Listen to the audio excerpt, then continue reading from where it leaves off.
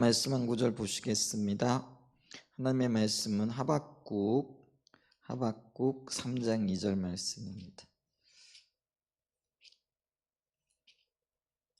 하박국 3장 2절.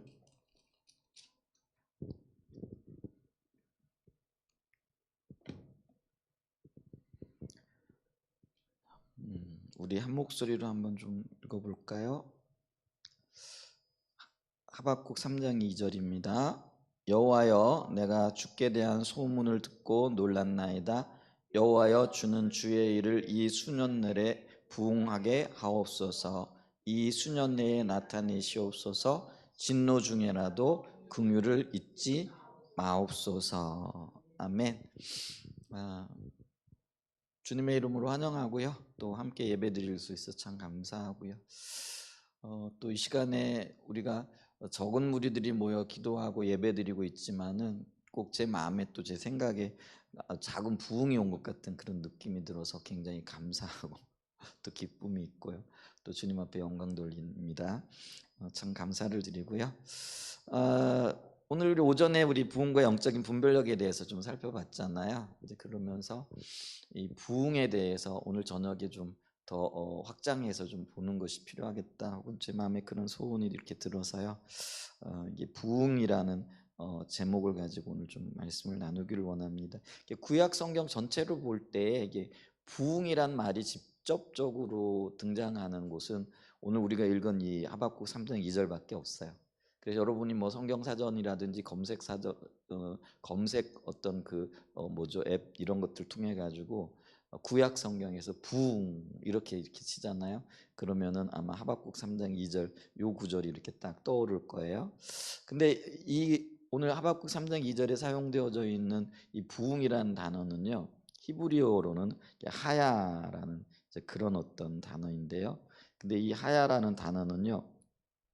어떤 의미가 있느냐면요. 생명을 얻다라는 그런 의미가 있어요. 그러니까 히브리어로 이 부흥이라는 단어가 우리나라 말로 부흥으로 번역되어져 있는 이 단어가 하야라는 단어인데 이 하야가 어떤 의미라고요? 생명을 얻는다라는 그런 의미를 가지고 있다라는 거죠. 자, 요거를 좀 토대로 하고 오늘날 우리가 이 부흥을 어떻게 이해하고 있는가, 그리고 부흥이 임하기 위해서는 어떤 과정들을 거치는가, 요거를 좀 오늘 저녁에 살펴보기를 원하는데요. 일반적으로 이 부흥이라 그러면은 국어 사전적인 용어로는 또 의미로는 어떤 의미냐면은요. 다시 돌아오다 혹은 다시 살아나다 뭐 이런 어떤 의미가 있는 거죠. 그래서 한자로 보게 되어지면은 다시 붙자에다가 일흥, 그래서 다시 일어난다, 이제 그런 의미죠. 그래서 이 다시 일어난다라고 얘기했을 때는 예전에 어떤 있었던 것들이 다시 일어난다 혹은 다시 그 반복되어진다라는 이제 그런 어떤 의미도 있겠죠. 자, 그러면은 우리가 이게 성경적인 의미에서 부흥이라 얘기했을 때 그럼 뭐가 다시 부흥인가, 또 뭐가 다시 새로워지고 또 다시 일어나는가 하는 것들을 이렇게 보게 되면은요. 성경에서는 예를 들면은 창세기 1장 2장 거기에 보면 하나님의 영광의 임재가 함께하고 또 하나님의 사람들이 세워지면서 하나님의 온전한 통치 가운데 거하게 되어지는 그런 이야기가 나오잖아요.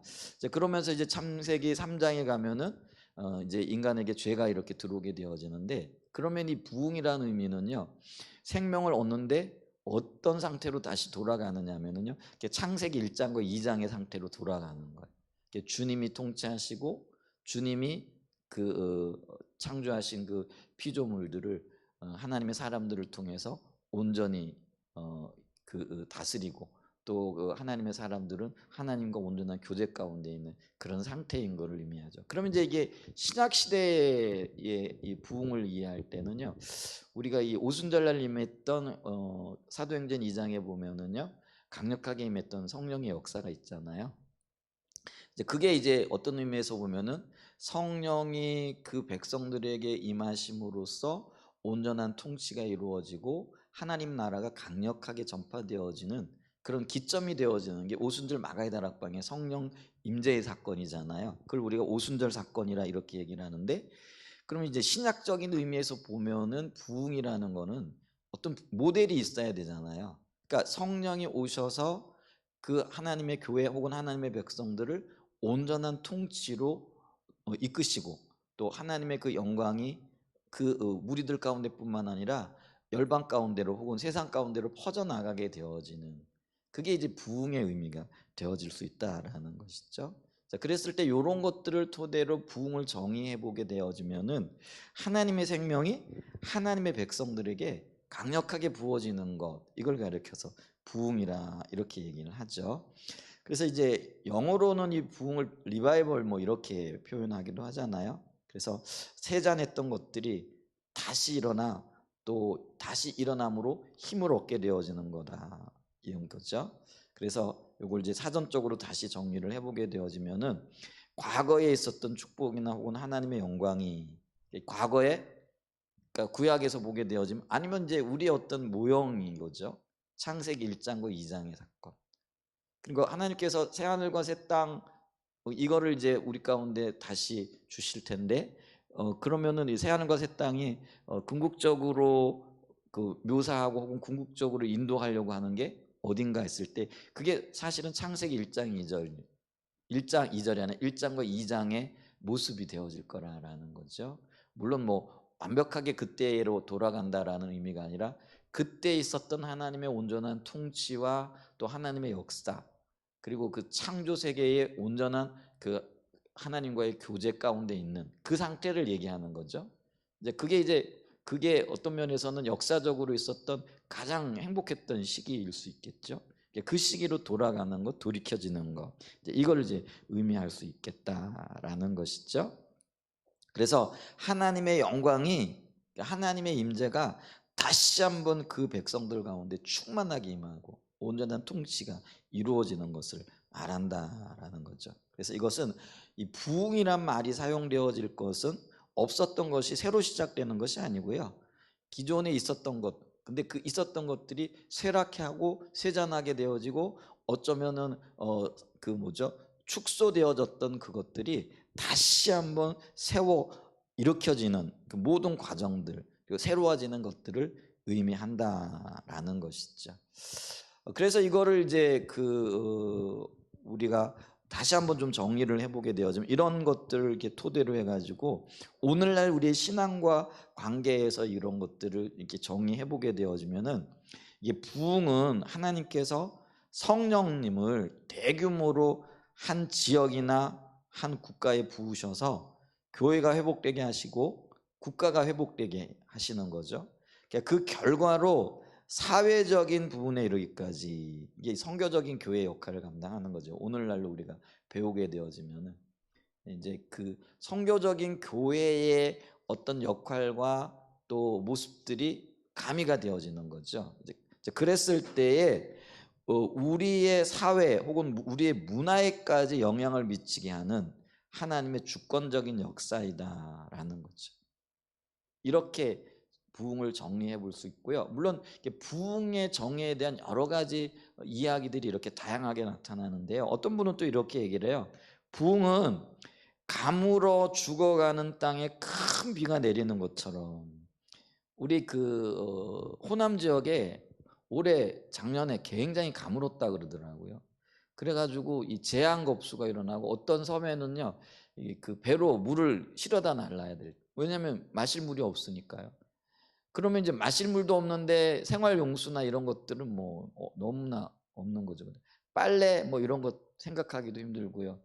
요즘 도시 생활하는 사람들에게 있어서 가장 고통스러운 거는요, 화장실 문제일 것 같아요. 뭐 공동 화장실이 있는 것도 아닌데 아파트마다 제한급수를 한다 뭐 이러면은요, 사실 이게 굉장히 고통스러운 일이 되어지는 거잖아요. 우리는 아직 충청도 쪽에는 작년 올해 뭐 물 때문에 크게 뭐 어려움을 겪지는 않았는데, 이 전라도 광주 쪽만 해도요 물 때문에 굉장히 큰 어려움을 겪고 제한급수까지 하는 그런 일들이 있었잖아요. 그런데 그것 때문에 고통스러워하는 그 땅에 큰 비가 내려가지고, 요번에 5월 5일 날에도 그랬고, 우리나라에 큰 비가 이렇게 내렸다 그러잖아요. 그랬더니 이 가뭄이 해소되어지는 거죠. 그랬더니 어떤 면에서는 정말 만물이 소생케 되어지는 것 같은 큰 즐거움과 기쁨이 있는 거잖아요. 그게 이제 마치 가무로 메마른 땅에, 우리가 찬양에도 그런 가사가 있는데요. 단비가 내리고 큰 비가 부어지게 되어지면은 시들었던 모든 생물들이 힘을 얻게 되어지는 거죠. 사람도 마찬가지인 거죠. 우리의 심령에 이렇게 성령의 단비가 이렇게 부어지게 되어지면은요. 그래서 보세요. 감으로 죽어가는 땅, 그래서 비가 없어서 죽어가는 땅처럼 우리의 영혼이 성령의 임재가 없고 하나님의 계획과 간섭이 없어가지고, 그게 물론 우리의 죄 때문에 그렇겠죠. 죽어가고 있는 그런 상태라는 거죠. 그런데 이 죽어가고 있는 교회들과 죽어가고 있는 하나님의 백성들에게 하나님께서 강력하게 찾아오시는 거죠. 성령이 대규모로 임하시는 거죠. 그러므로 그들이 심령이 솟게 되어지고 회복해 되어지는 것, 이걸 가리켜서 부흥이라 이렇게 얘기를 하죠. 또 한편으로는요, 토저라는 분은 또 이런 이야기를 했어요. 성령님이 사람들에게 임하셔서 그들의 시선이 그들 자신에게서 하나님의 아들에게로 바뀌도록 만들어 주시는 것이 부흥이다. 이거는 이제 우리의 삶의 관점과 초점이 자기 자신에게서 하나님께로 바뀌어지는 것, 하나님께로 우리의 시선이 돌려지는 것, 이게 심령의 어떤 회복이고 부흥이잖아요. 사실은 그게 살 길이잖아요. 그러니까 자기 자신에게 초점이 가 있으면은요, 그게 살 길인 것 같지만 결국은 멸망의 길이고 결국은 죽음의 길인데, 근데 이 자기에게로 향해 있던 시선이 하나님께로 향하고 하나님의 아들에게로 향하고 성령님께로 향하게 되어질 때 거기에 생명이 있고 거기에 소망이 있게 되어지는 거잖아요.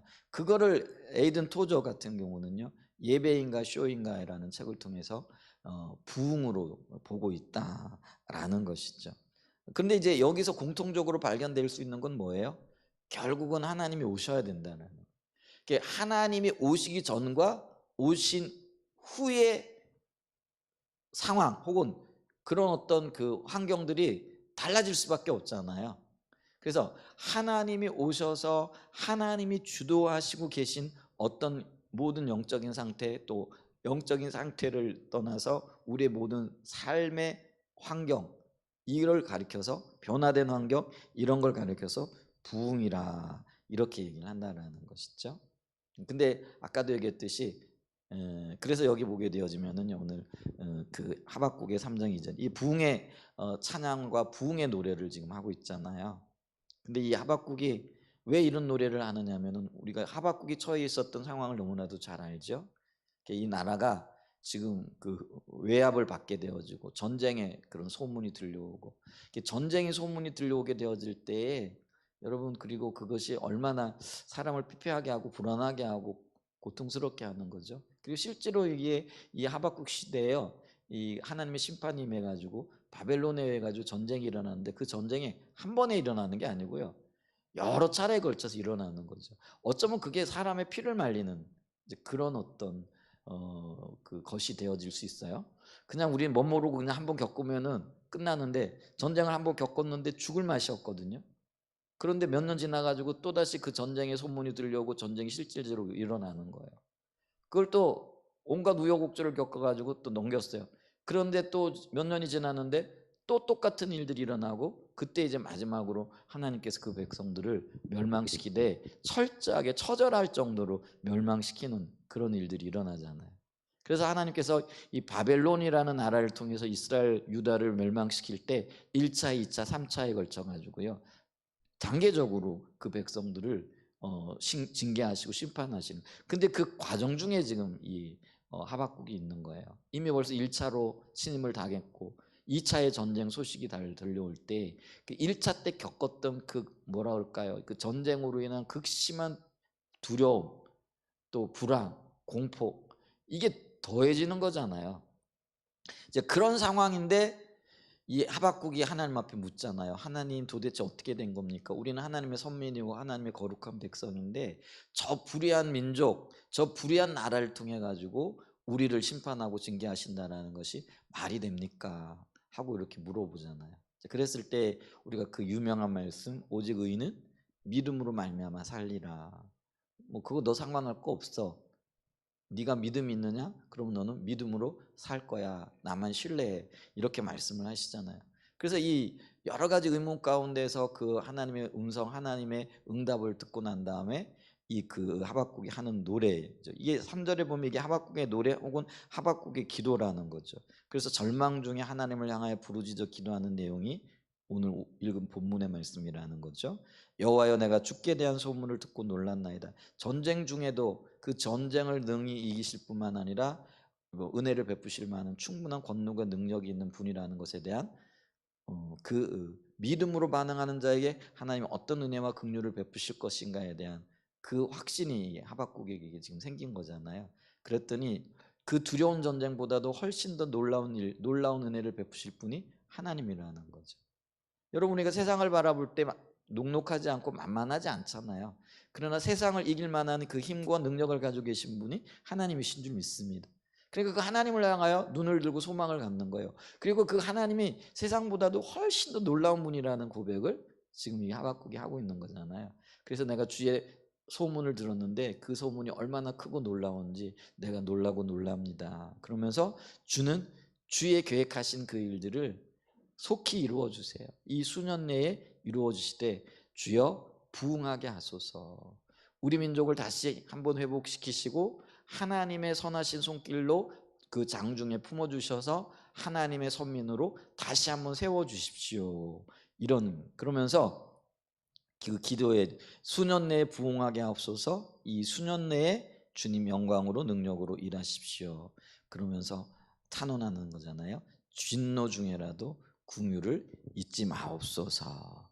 그래서 이 모든 기도를 하면서 결론을 어떻게 내리고 있는지 아세요? 17절에 보면 비록 무화과 나무가 무성하지 못하고 포도나무에 열매가 없고 감람나무에 소출이 없고 밭에 먹을 것이 없고 우리의 양이 없으며 외양간에 소가 없을지라도, 이게 지금 하박국이 처해 있는 현실적인 상황입니다. 그런데 그는 여호와로 인하여 기뻐하는 거죠. 그래서 18절에 보면 나는 여호와로 말미암아 즐거워하며 나의 구원의 하나님으로 말미암아 기뻐하리로다. 주 여호와는 나의 힘이시라.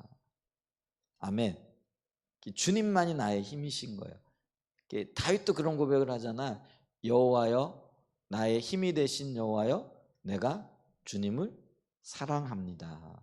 고백하는 거잖아요. 그러니까 믿음의 사람들은요, 환경과 상관없이 이것이 고백이 되어지는 거예요. 근데 그게 말잔치가 아니에요. 실질적으로 하나님이 그의 힘이고 그의 능력이고 그의 구원인 것이 이 머리로가 아니라 가슴으로 깨달아진 거죠. 그래서 우리가 그 얘기를 하잖아요. 이 머리와 가슴 사이 30cm밖에 안 되는 건데 이 지구상에서 가장 먼 거리가 이 사이라는 거죠. 우리가 머리로 알고 있는 그것들이, 그러니까 하나님은 나의 힘이요 능력이요 소망이요 전능하신 거, 이게 지혜와 지식으로는 알고 있는데 이것이 머리로가 아니라 영적인 깨달음으로 가슴으로 내려와서 삶이 되어지고 실제가 되어지는 데까지는요, 이게 너무나 먼 거리라는 거죠. 근데 이것이 보여지고 이것이 깨달아진 사람, 진정으로 하나님을 알게 되어진 사람들은요, 부흥을 노래해요. 그리고 주님이 다시 회복시켜 줄 줄 믿습니다. 회복의 은혜가 임하게 될 줄 믿습니다. 지금 우리가요, 이 부흥을 노래하고 부흥을 위해 기도하고 부흥을 갈망해야 할 때가 바로 이때예요. 지금 우리가 처해 있는 상황이 영적으로 보게 되어지면은요, 하박국이 처해 있는 그런 어떤 현실과 똑같은 상황이잖아요. 하나님의 이름이 외국 군대에 의해 가지고 짓밟혀졌어요. 여러분이 고대 국가에서는요, 신들의 전쟁, 그러니까 나라 간의 전쟁이 신들의 전쟁이었어요. 그래서 보죠, 한 나라가 한 민족에게 지게 되어지면은 그 민족의 신이 더 크고 더 위대하고 더 능력이 많기 때문에 그 민족이 무너지는 거라, 이렇게 생각을 한 거죠. 근데 그런 관점에서 보면은 이 바벨론의 신이 유다의 신, 그러니까 하나님보다도 더 세다, 더 능력 있다. 근데 그게 사실은 하나님께서 하나님의 계획이었던 거죠. 근데 외형적으로 볼 때는 그들이 이 하나님을 멸시하고 업신여기고 하나님은 아무런 이제 도움을 주지 못하는 분이라 이렇게 멸시를 하게 되는 거죠. 여러분, 오늘날 시대에 하나님의 이름이 지금 그때와 똑같은 취급을 받고 있지 않나요? 교회가 멸시를 당하고 더 이상 교회 안에 하나님의 영광과 하나님의 역사가 나타나지 않는 것처럼 보여지는, 그래서 교회 안에 있는 사람들도요, 야, 이게 지금 도대체 무슨 일인가? 심지어는 이 하나님이 일하시지 않는다라는 생각을 하고 떠나는 거죠. 왜 교회를 떠나겠어요? 그들이 교회 안에서 하나님의 역사를 못 보는 거죠. 하나님의 영광을 경험하지 못하는 거잖아요. 그게 지금 어떤 의미에서 보면은요, 그러니까 떠나는 사람들의 입장에서 보게 되어지면은 하나님의 이름이 세상 신들의 이름에 의해 가지고 짓밟혀진 상태라는 거죠. 그러니까 바벨론에 의해 가지고 지금 유다가 짓밟혀 있는 상태라는 거죠. 그랬을 때 그들은 하나님의 무능으로 이거를 보고 있는 거죠. 오늘날 교회가 세상에 멸시와 조롱을 당하는 거죠. 자, 그랬을 때 많은 사람들이 하나님의 패배로 보고 있는 거죠. 그래서 이 일시적인 승리에 취해 있는 어떤 모습들을 보는데, 그런데 우리가 기억해야 될 건 뭐예요? 하나님이 그 일을 계획하셨다라는 거예요. 왜요? 그 백성들을 다시 회복시키기 위해서, 새롭게 하시기 위해서, 거룩하게 하시기 위해 가지고. 그러니까 오늘날 우리 가운데 이런 현상들이 나타나고 있어요. 우리가 세상으로부터 조롱을 당하고 멸시를 당하고 하나님의 이름이 땅에 떨어진 것, 하나님의 능력이 부족해서도 아니고요, 하나님께서 우리를 버리셔서도 아니고요, 하나님께서 침묵하고 계시기 때문도 아니에요. 그럼 뭐 때문일까요? 교회와 하나님의 백성들, 저와 여러분들을 더 정결케 하시고 거룩하게 하시고 구별되게 하시고 하나님을 바라보는 하나님의 백성들로 새롭게 하시기 위한 하나님의 계획이 여기 있다라는 거죠. 자, 그럼 그거를 인식하는 사람들이 주여 주의 일을, 주의 회복을, 주의 부흥을 수년 내에 이루어 주세요. 이게 이제 하박국의 노래였고, 하박국의 기도, 노래라는 표현이 아니라 하박국의 기도잖아요. 그 기도를 주님 앞에 지금 간절히 갈망하고 있고, 또 그렇게 주님을 향하여 부르짖고 있는 거죠.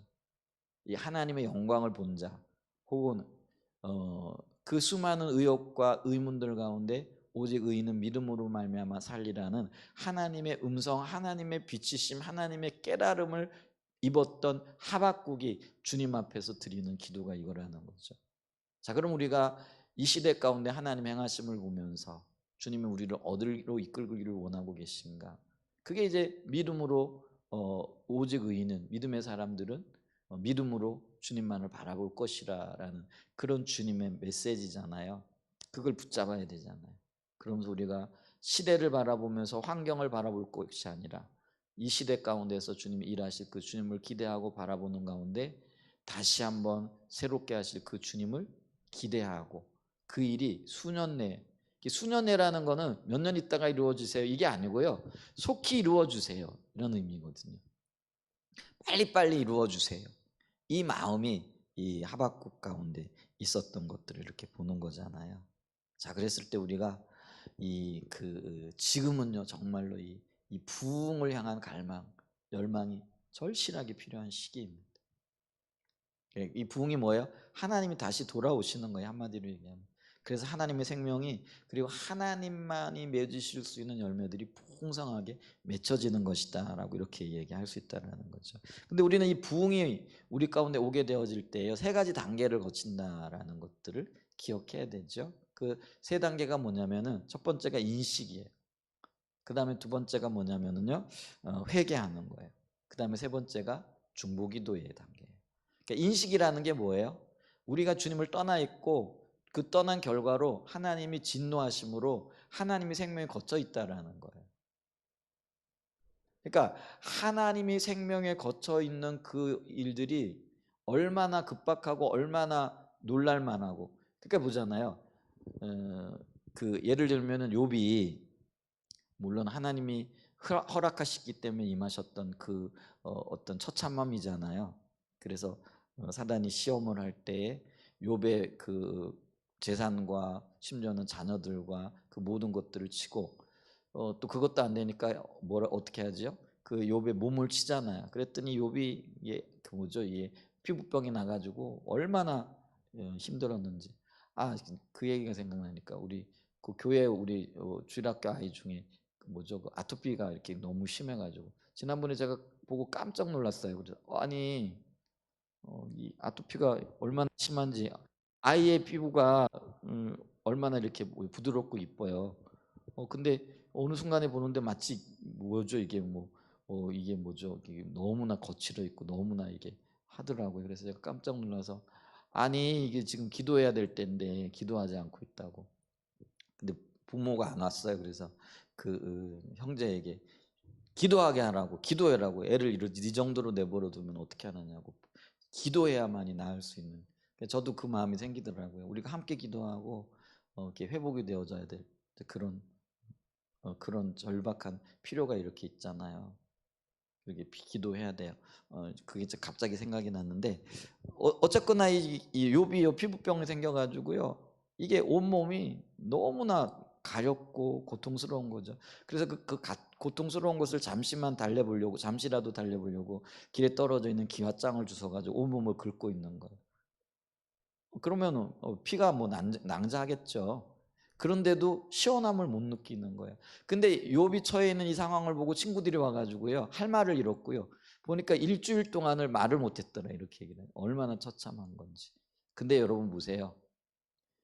사단이 마치 폭격한 것처럼 이 땅의 교회들을, 이 땅의 하나님의 백성들을 난도질을 해놓은 상황인데도 우리는 그 난도질 당하고 있다는 사실 자체도 모르고 있는 거예요. 그러니까 이렇게 평안한 거죠. 그러니까 이렇게 기도하지도 않고, 이렇게 주님 앞에 매달리지도 않고, 하나님 우리를 새롭게 하시고, 하나님 우리를 이대로 내버려 두지 마시고, 하나님 우리를 회복시켜 주세요, 그런 갈망과 열정이 없는 거죠. 이게 얼마나 지금 엄청난 사건이냐면요, 내가 지금 도둑을 맞아가지고요, 강도를 만나가지고요, 죽기 일보 직전인데도 그걸 모르고 있는 거예요. 그러니까 편안하다 평안하다 지금 이러고 있는 거라는 거죠. 근데 사실은 우리의 지금 영적인 상태 혹은 우리의 현실이 어떻다라는 거예요? 강도를 만나가지고요, 딱 죽기 일보 직전이라는 거예요. 그대로 내버려 두면은요, 죽을 수밖에 없는 그런 상태까지 이르렀다라는 거예요. 근데 이 부흥은 바로 이러한 자신의 영적인 상태와, 그리고 자신의 모습과, 자신의 교회에 속한 교회와 이 땅의 하나님 나라 백성들이 속해 있는, 그리고 처해 있는 상태를 정확하게 인식하는 것, 그건 다른 말로 얘기하면 영적인 깨우침이 있고 깨달음이 있어야 된다는 거예요. 이게 비춰지고 이게 깨달아지면은요, 너무나 놀랄 거예요. 아니 도대체 이게 어떻게 된 일이야? 지금 우리가 지금 처해 있는 상황이. 그러면 만약에 이거를 깨닫게 되어지면은요, 밤에 잠을 못 잘 거예요. 잠이 안 오는 게 정상이거든요. 잠을 잘 수 없는 게 정상이라는 거예요. 그런데 우리가 지금 그런 인식이 없잖아요. 그러니까 인식이 없으니까 잠자고 있다 그러면. 근데 우리가 늘 얘기하잖아요. 잠자는 사람들은 자기가 잠자고 있다는 걸 알아요, 몰라요? 몰라요. 그러면 언제 알아요? 깨어나고 난 다음에 내가 깊이 잠들었구나. 또 깊이 잠들면은요, 피곤하거나 그러면은 잠들어 버리면은요, 내가 자고 있다라는 것들 모르죠. 근데 어떤 때는 자명종이 울려도 모르죠. 내가 누군지 얘기는 안 하겠는데요, 막 자명종이 막 울려도요 못 들어요. 잠을 굉장히 깊이 자요. 그러면 이제 잠자고 싶을 때는 잠을 자야 되고 놔둬야 되는데, 근데 영적으로 만약에 경고의 소리가 울리고, 자명종이 경고 소리잖아. 일어나세요, 일어나세요, 일어나세요, 그거잖아요. 그럼 여기저기서 지금 일어나라고 하는 경고와 아우성이 들려지고 있는데도 불구하고 전혀 못 듣고 있는 거죠. 여러분 지금 경고가 울렸어요. 빨간불이 울렸어요. 자명종이 지금 여러 군데서 울리고 있어요. 그 잠명종이 보세요. 교회에 하나님의 임재가 거쳤어요. 그 임재가 거침으로 인하여 세상이 교회를 멸시하죠. 교회가 어떤 소리를 내죠? 그러면 세상이 교회를 향하여 잠잠하라고 오히려 큰 소리를 치고 있죠. 그러니까 교회가 세상을 향하여 어떤 신호, 어떤 뭐라 그럴까요? 권위, 어떤 위험에 있는 그런 것들도요, 전혀 통하지 않는. 그래서 오히려 교회와 하나님의 백성들이 세상으로부터 멸시와 천대를 받고 있는 이게요, 강력한 경고, 강력한 하나님의 지금 알람 종소리라는 것을 우리가 알아야 되거든요. 근데 우리가 너무 깊이 잠들어 있기 때문에 그 사실 자체도 모르고 있다라는 거죠. 경고의 소리가 지금 계속해서 들려지고 있다라는 것도 모르는 거죠. 그런데 이거를 인식하고 지금 경고가 울리고 있구나. 이거 지금 우리가 돌이켜야 되는구나. 어디 무언가가 급하게 잘못됐구나.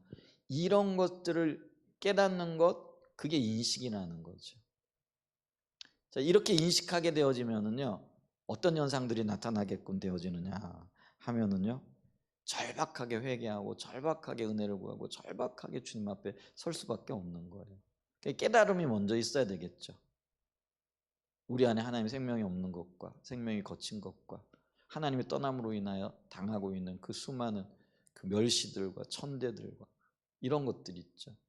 이제 그게 느헤미야는 그게 느헤미야서를 보게 되어지면 이게 그대로 나타나요. 그래서 느헤미야가 자신의 그 처지 그리고 자신이 속해 있고 자신이 아끼는 공동체의 그 현실을 보게 되잖아요. 그래서 오늘 우리가 느헤미야서 1장 1절로 5절에 보면은 그 동생 하나냐가 예루살렘으로부터 왔는데 그 예루살렘 성의 형편이 어떻다라는 거예요? 성은 허물어지고 성벽은 무너져 가지고 온갖 도적들과 짐승들에 의해 가지고 성이 황폐케 되어졌더라. 근데 그 얘기를 들었을 때 이 느헤미야가요, 하나님이 함께 하시지 않는 것에 대한, 그러니까 하나님이 함께 하시지 않으니까 성이 무너지고 임재가 거치고 심판이 임한 거잖아요. 그걸 깊이 인식하게 되죠. 깊이 인식하게 되어지면 어떻게 되는 거예요?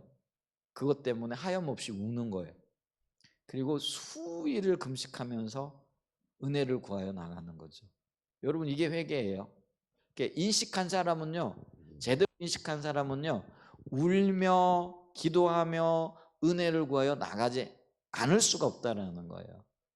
근데 오늘 우리가 정말 우리의 현실 때문에 금식하고 울고 또 하나님의 은혜를 구하여 나가고 있는가, 회개가 있는가, 그게 안 보이잖아요. 그러면 아직 인식이 안 되는 거죠.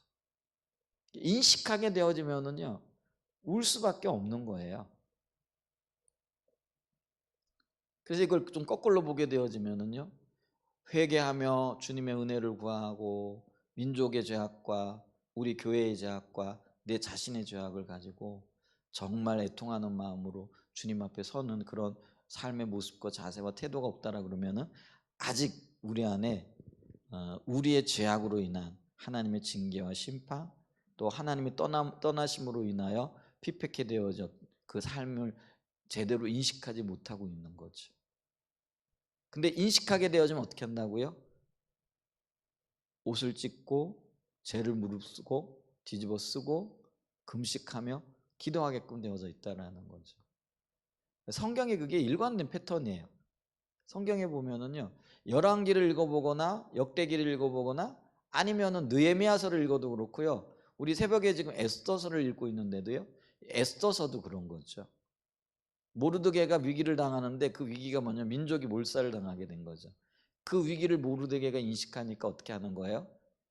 베옷을 입고 베옷을 찢으면서 대궐문에 엎드려 가지고 뒹굴면서요, 통곡하고 은혜를 구하는 거죠. 이게 회개의 모습이거든요.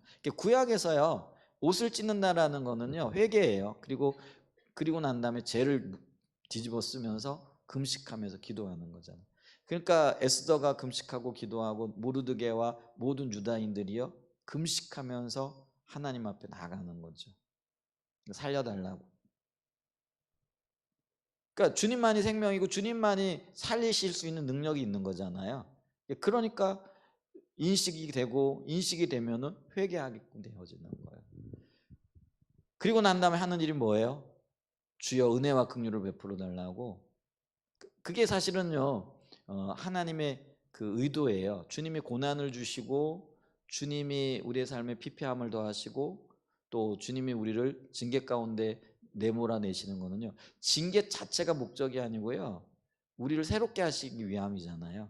자, 그럴 때 회개하면서 그들이 하나님의 그 새롭게 하시려고 하고 거룩하게 하시려고 하시는 그 하나님의 뜻이 이루어지도록 은혜를 베풀어 주세요. 이게 중보기도라는 거죠. 하나님의 의도가 뭐예요? 그 백성을 새롭게 하시는 거예요. 그래서 이 하나님의 마음을 알고 하나님을 마음에 붙잡고 하나님의 약속의 말씀을 붙잡고 울며 불며 기도하는 거예요. 근데 이 중보기도가요, 쉽지 않아요. 여러분, 우리가 성경에 보면 중보기도의 사람들이 등장을 하는데요. 모세가 그렇고요. 모세가 하나님 앞에 기도할 때 어떻게 해요? 이 백성들 살리시고 나는 죽여주세요. 근데 이 모세가 이 기도를 할 때 립 서비스가 아니었다라는 거예요. 모세는 정말로요, 자기가 죽고 그 하나님의 생명책에서 그 자기 이름이 제하여질지라도 이 민족이 새로워지고 이 민족이 세워지고 이 민족이 다시 하나님 앞에 회복되기를 원하는 그 마음이 있었어요. 근데 그 기도가 결코 쉬운 기도였겠느냐는 거죠. 우리가 또 느헤미야도 이렇게 볼 수 있잖아요. 느헤미야가 중보 기도를 할 때 여러분 보세요. 그는 그 페르시아 제국에서 아주 높은 관직에 있었고 술 맡은 관원장이라고 이야기를 하는데요. 우리가 예전에 뭐 고대 왕국에서는요, 늘 왕들이 가장 두려워하고 걱정하는 게 뭐예요? 반란이고 암살의 위협이잖아요.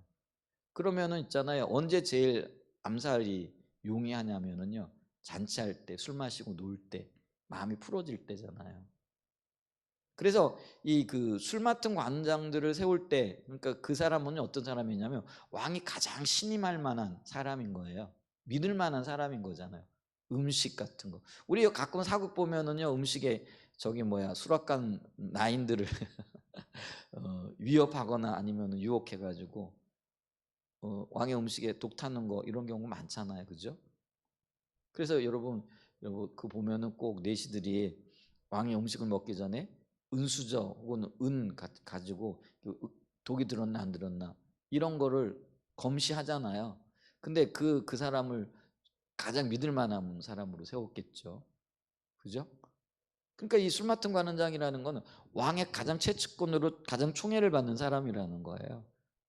그러면 그 얘기는 뭐냐면은요, 적어도 그 제국 안에서 그는요, 떵떵거리며 살 수 있고 편안하게 살 수 있는 위치에 있었던 사람이라는 거예요. 그런데 그가 중보기도 하는 것은요, 그 모든 것들을 버리는 거예요.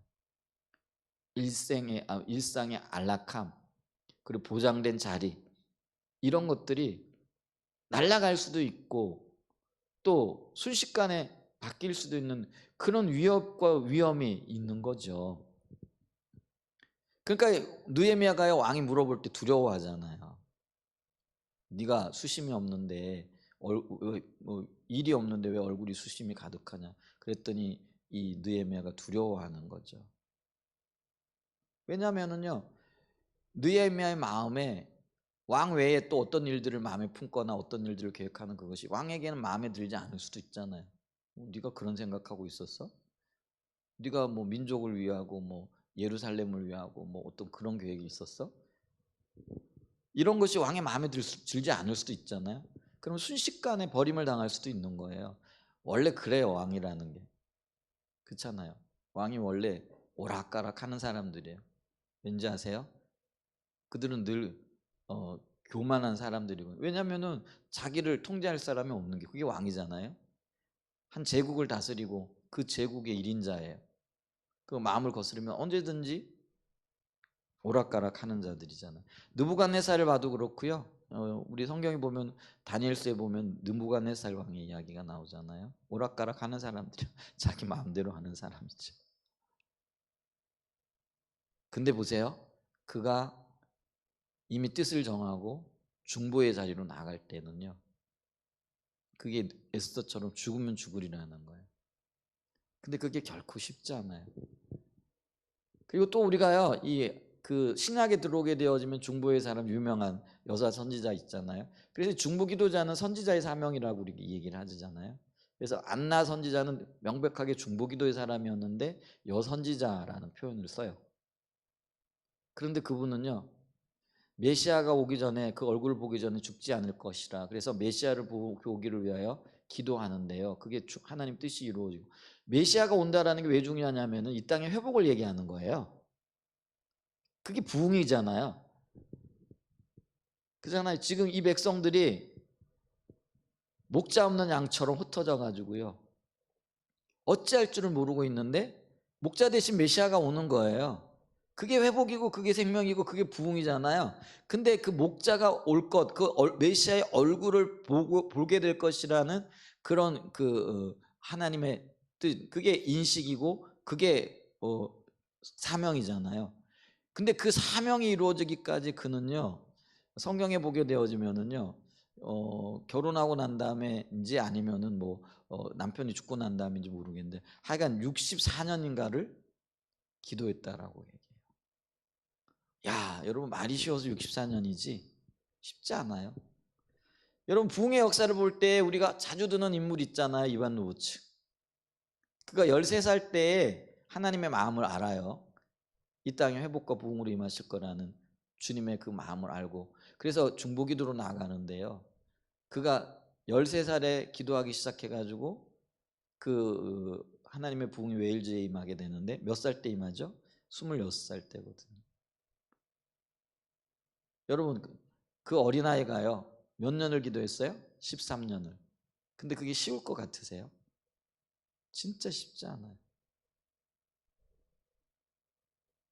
주님의 분명한 비추님이 없고 그 회개가 진정한 회개가 아니라고 한다면은요, 그 하나님의 마음을 품고 13년씩 혹은 60여 년씩 일평생을 엎드려 기도하는 것 눈에 보이는 게 없어요. 그게 이루어질지 안 이루어질지 몰라요. 여러분 있잖아요, 기도 응답이 되기 전까지는, 혹은 내가 기도했던 어떤 그 역사가 일어나기 전까지는요, 그게 이루어질지 아닐지, 왜냐하면 하나님은 하나님 때 일하시니까, 그죠? 그리고 우리가 카이로스 때라고 얘기하잖아요. 주님의 때 주님의 방법으로 일하시는데 그 주님의 때가 언제 일어날지, 그 주님의 때에 그 일이 일어나기 전까지는요 아무도 모르는 거예요. 그리고 어떤 징조들도 없어요. 제가 오전에 주일학교 설교를 듣는데 여리고성을 이렇게 그 7바퀴 아니죠, 하루에 한 바퀴씩 돌고 7일째 7바퀴를 도는데 마지막 7일째에 6바퀴를 돌았는데, 아니 7바퀴를 돌았는데도 징조가 있었어요, 없었어요? 없었어요. 그럼 언제 성이 무너져요? 7바퀴를 돌고 난 다음에 그 성을 향하여 주님이 외치라 했을 때. 그래서 그들이 뭘 외쳤는지 모르겠어요. 성아 무너져라 외쳤는지 아니면은 어떤 했는지 모르지만 하여간 그들이 성을 향하여 외쳤을 때 어떻게 되어지는 거예요? 성이 와르르르 무너지는 거예요. 이러면 훨씬 쉬웠을 거예요. 하루쯤 한 바퀴 돌았는데 벽돌이 몇 장 떨어지는 게 그들의 눈에 보였어. 아, 이 벽돌 떨어지네. 우리가 더 열심히 들면은 이틀째쯤 되면은 벽돌이 한 20장쯤 떨어져. 3일째에 3바퀴째 돌았더니 이번에는 뭐야? 한쪽 귀퉁이가 무너져 내렸어. 아, 그러면 우리가 조금 더 열심히 하면 되겠네. 근데 여러분 이게 제가 지금 중보기도의 성격과 중보기도의 어떤 행위들을 얘기하는 거예요. 그런데 보세요.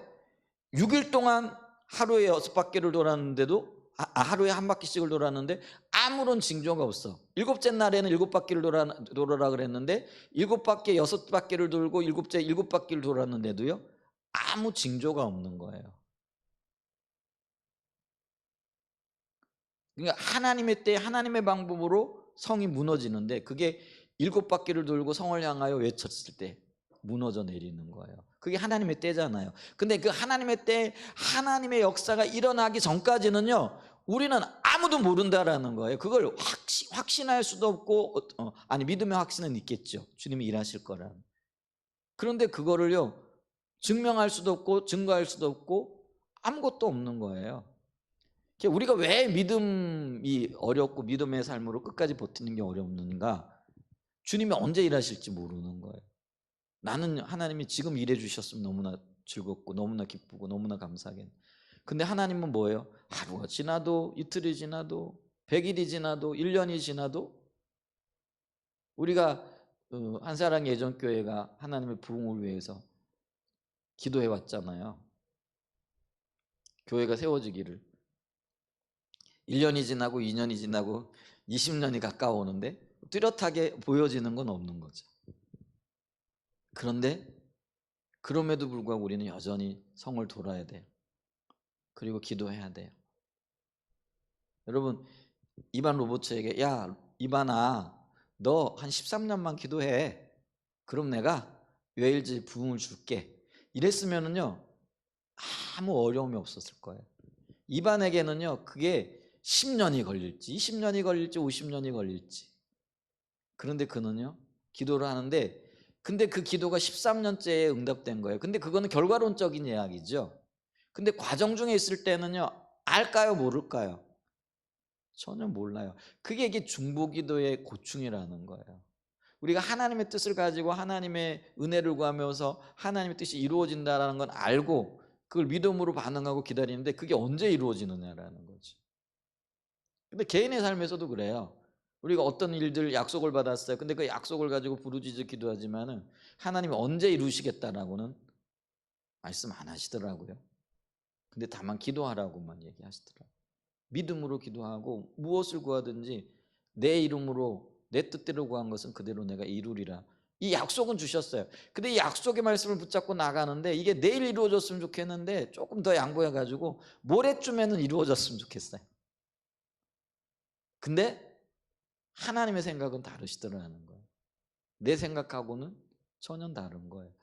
그러니까 이게 우리가요, 중보기도가 너무나 어려운 거예요. 그런데 하나님의 부흥을 경험했던 사람들, 하나님의 놀라운 역사를 경험했던 사람들은요, 이 과정들을 견뎌내는 거예요. 그리고 이 과정이 온전하게 주님 앞에 드려지는 거죠. 그래서 자기의 죄를 깨닫고 자기의 현실을, 처지를 인식하고 깨닫는 걸 얘기를 해요. 그리고는 정말 그 옷을 찢고 금식하며 회개하고 하나님의 긍휼을 구하여 서는 거죠. 그러면서 이루어질 때까지 기도하는 거죠. 이 세 단계가 필요해요. 그래서 인식, 회개, 중보기도. 그래서 우리는 쉽게 부흥을 얘기해요. 그리고 부흥을 노래해요. 부흥을 노래하니까 진짜 부흥이 온 것처럼 제가 마음이 오늘 뜨거워지더라고요. 이게 오소서 진리의 성령님. 그러면 이 땅 흔들고 임하소서. 참 신나잖아요. 노래를 부르고 찬양을 하고 주님 앞에 서니까 막 부흥이 오는 것처럼 막 느껴져요. 근데 정말로 부흥이 오시는 거는요, 그게 아니죠. 올해 2월 달에 우리가 미국의 에저베리 켄터키주에 있는 어느 작은 지역에요, 제가 그거를 목회와 신학의 책을 읽어보는데 그 도시가요, 인구가 1,900명밖에 안 된대요. 그러니까 작은 소도시야. 오늘날로 얘기하면 우리나라 작은 면. 제가 옛날에 포항시 동해면에 살았거든요. 동해면에 전체 인구가 2,500명 정도 됐어요. 그 땅은 굉장히 넓었죠. 지금은 아마 인구가 더 줄어들었을 것 같아요. 요즘 농촌들, 어촌들 지금 인구들이 너무 급격하게 준다 그러잖아요. 근데 제가 20년 전에, 25년 전이네요. 25년 전에 포항의 동해면이라는 포항 공항 있는 곳인데, 공항도 포함이 되어지고 우리 해병대 그 훈련소가 있는 곳이에요. 그러니까 해병대 신병 교육대가 있는 곳이고 또 그 구룡포 가는 직전에 있어요. 구룡포하고 경계를 이루고 있는 지역인데 참 아름다운 지역이에요. 해안을 끼고 있어서 지역은 굉장히 넓어요. 근데 인구가 한 2,500명. 근데 지금 미국의 켄터키주의 어느 작은 도시인데 인구가 한 1,900명. 근데 거기에 에즈베리 대학이라는 곳이 있대. 거기는 이제 신학교도 있고 일반 대학도 있는데 요번에 일반 대학에서 하나님의 놀라운 부흥이 있었잖아요. 근데 하나님이 시작한 부흥이고 하나님께서 함께 하신 부흥이래요. 근데 나중에 결과를 이렇게 뒤집어 보고 어떻게 이 부흥이 임했는가 했을 때 거기 놀라운 게 있는데 그게 뭐냐면요, 에즈버리의 부흥이 임하길 위해 가지고 하나님께서 어떤 교수에게 그 부흥을 위해 기도하라는 말씀을 주셨고, 또 한국의 어떤 목사님이 그 신학교에 그저 공부하러 가가지고요, 새벽마다 대학의 부흥을 위해 가지고 수년을 기도했다 그러더라고요. 그러니까 그 배경이 있는 거예요. 중보가 있는 거죠. 그래서 우리는 이렇게 그 에즈버리 대학에 부흥이 일어났다. 놀라운 하나님의 역사. 그 부흥이 지금 굉장히 좋은 영향력을 미쳤어요. 근데 나중에 여러 가지 어떤 구설수가 되기도 했는데, 근데 그런 건 볼 필요가 없고요. 하나님께서 어떻게 일하셨고 그게 어떤 영향을 미쳤는가. 그게 세계로 퍼져나가 가지고죠, 기도해야 되겠다라는 그런 열망들을 불러일으킨 것. 그게 영향이 우리나라 여기 숭실대하고 연세대하고 여기도 왔다 그러더라고요. 그래서 대학에서 어떤 부흥, 그러니까 기도 운동이 일어나는 그런 일들도 있었다고 하더라고요. 그런데 제가 지금 얘기하고 싶은 게 뭐냐면은요, 우리는 그 에즈베리의 부흥이 왔다, 웨일즈의 부흥이 왔다, 그 어떤 결과론적인 것만 보고 얘기를 하잖아요. 근데 그 부흥을 놓고 왜 원인이 뭔가를 여러 목회자들이 쫓아가가지고 찾아보고 면담을 하고 만나고 했더니 그게 뭐가 있느냐면요, 부흥을 위해서 수년 동안 기도했던 기도가 그게 중보기도잖아요. 근데 그들이 그 기도하면서 몇 날 몇 시에 하나님의 부흥이 임할 거라, 이게 아니었다라는 거예요. 그들은 어떻게 한 거예요? 기도하다 보니까 하나님의 부흥이 오게 되어지는 거라는 거죠. 그게 하나님의 일하시는 방법이긴 한데 문제는 뭐예요? 이 중보기도 초심을 잃어버리지 않고 하나님의 뜻이 이 땅 가운데 이루어지기를 위하여 기도하는 그것이 결코 만만하지 않은 거예요. 적어도 수년이, 어떤 경우에는 수십 년씩 기도해야 돼. 수십 년씩 그 자리에 서서 머물러 주님을 바라보고 주님의 뜻이 이루어지기를 위하여 기도해야 될 헌신과 눈물과 어떤 의미에서는요, 믿음이 필요하더라는 거죠. 우리가 한국의 부흥을 위해서 다시 한번 부흥이 임하기를 위하여 기도하고 있잖아요. 많은 분들이 기도하고 있어요. 근데 어떤 분들은 그냥 며칠 기도하다가 아니면 몇 달 기도하다가 뭐 또 좀 더 가는 분들은 수년 기도하다가 아유 안 되는가 보다 포기하여 버리는 경우들이 많죠. 근데 우리는 더 기도해야 될 때인데 어떻게 기도해야 되죠? 오실 때까지. 그게 하나님의 때예요. 우리는 하나님의 때를 모르니까. 그래서 어떤 면에서 무식이 최고의 방법이라고요. 그냥 주님 붙잡고 또 주님의 영광이 다시 회복되어지고 하나님의 생명이 우리 가운데 퍼져나가기를. 그럼 우리가 이렇게 격려하고 또 역사적인 사건들을 보고 부흥이 임하신 어떤 패턴들을 보면서 아, 우리가 지금 다시 한번 기도하고 힘을 내야 될 때입니다. 지금 그 얘기를 지금 하고 있는 거잖아요. 그래서 이 부흥, 영적인 분별력을 통해 가지고 하나님의 다림줄에 서게 되어질 때 오게 되어지는 건데, 이 하나님의 다림줄이 회복되어지기 위해서는 우리가 하나님의 기준을 벗어나 있다라는 것과 그리고 그 벗어난 사실에 대해서 회개하고 하나님의 긍휼을 구하면서 하나님의 뜻인 회복하시고 새롭게 하시고자 하시는 하나님의 그 뜻을 우리 가운데 이루어 주세요. 이게 중보기도잖아요. 그렇게 주님 앞에 서되 어떻게 서야 된다고요? 이루어질 때까지. 그러니까 우리가 낙심할 새가 없는 거죠. 근데 우리는 참 그래요. 금방 낙심하고 금방 무너지고 금방 조금 해보다가 안 되면 안 되는가 보다 너무 쉽게 포기하거든요. 근데 하나님은 지금요, 포기하지 않는 자들을 찾고 계신다라는 것들을 기억할 수 있는 은혜가 있기를 축복합니다. 그래서 이 부흥에는요, 인식과 회개와 중보기도의 3단계를 거쳐서 오게끔 되어진다. 그리고 또 하나 이게 우리가 인식과 관련되어져서 내가 주님을 떠나 있는 것, 이게 인식되어질 뿐만 아니라 잃어버렸던 믿음의 기준들이 다시 보여지기 시작하는 거죠. 그것도 굉장히 중요해요. 믿음의, 그리고 예배면 예배, 하나님의 일이면 하나님의 일, 믿음에 대한 이해면 믿음의 이해, 뭐 이런 잊혀졌던 혹은 우리가 손쉽게 놔버렸던 것들이 새롭게 보여지기 시작을 하는 거죠. 그런 역사들이 저와 여러분의 삶 가운데 지금 하나님께서 그 일을 지금 우리 가운데 하고 계신 것 같아요. 그래가지고 아까 우리 예배 끝나고 난 다음에 식사 끝나고 이 얘기를 하는데 전에는 몰랐어요. 그런데 이제는 보여요. 막 이러면서 두 분이 앉아가지고요 서로 침을 튀기면서 이 얘기를 하더라고요. 그래가지고 아니 그렇게 얘기했는데 정말 몰랐어요. 근데 이제는 보여요. 이제는 너무 확실하게 보여요. 뭐 이러면서 막 서로 침을 튀기면서 이렇게 이야기를 하더라고요. 그래서 지금 주님이 보이시는 게 있는가 보다. 그게 인식이에요. 근데 그게 인식으로만 거쳐서는 안 돼. 회개하며 중보의 자리로 나가야 돼. 그럴 때 우리 가운데 하나님의 부흥의 놀라운 역사가 일어날 거예요. 지금 부흥에 대해서 좀 이야기를 하고 있는데 조금 더 나눠야 할 얘기들이 있는데 한번 이제 보죠. 그래서 저녁 시간에 이 부흥에 대해서 나눌지 아니면은 그 부흥이라는 로이드 존슨 목사님의 책이 있는데 부흥에 관한 참 좋은 어떤 이야기들을 하고 있는데 그거를 가지고 좀 살펴보든지 아니면 그냥 요약하든지 좀 고민을 해보고요. 제가 준비되는 대로 또 이렇게 저녁 시간에 좀 나누어 보도록 하겠습니다. 네,